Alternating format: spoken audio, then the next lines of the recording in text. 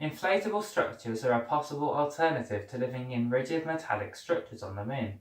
Of course, they have their advantages and disadvantages, but because compared to rigid structures, inflatables are relatively new in the world of engineering, they might have a more limited use in initial habitats.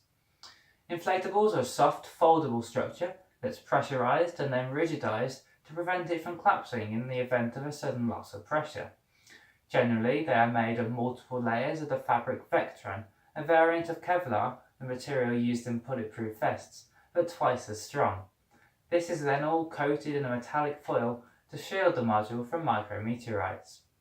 The greatest advantage of large inflatable structures is something that's actually quite difficult to quantify, and that's habitability, which is all the qualities and features that make somewhere a nice place to work and a pleasant place to live. Having sufficient space for living, relaxing and working has been shown to be an important factor in the psychological well-being of groups in isolation. Although many rigid structures can be joined together, no single rigid module could be larger than the payload bay of the launch vehicle that lifted it off the Earth. Inflatables, however, can be inflated to much larger sizes, providing a greater usable and perceivable volume.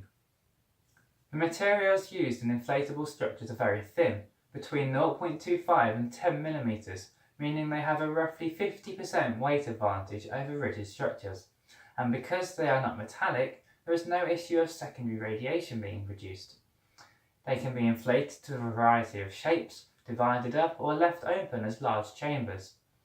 And because they have a large surface area, inflatables are inherently strong and good at rejecting heat. However, actually designing inflatable structures is more challenging than designing rigid metallic structures. They use more exotic materials that, compared to metals, are relatively new to us, meaning we understand them less. Also, they deploy from a small volume into a large volume, undergoing large deflections in a non-linear fashion, and these motions are difficult to predict and difficult to model mathematically. Other factors that must be considered include abrasion between the inflatable material and regolith shielding, and the exposure of the material to extreme temperature and vacuum conditions during transport and deployment. Inflatable structures can provide a much nicer environment for future lunar astronauts, and even though they may not be the first choice for a lot of engineers, we still entrust our lives to inflatable structures every day, for example in car tyres, airbags and aeroplane escape slides.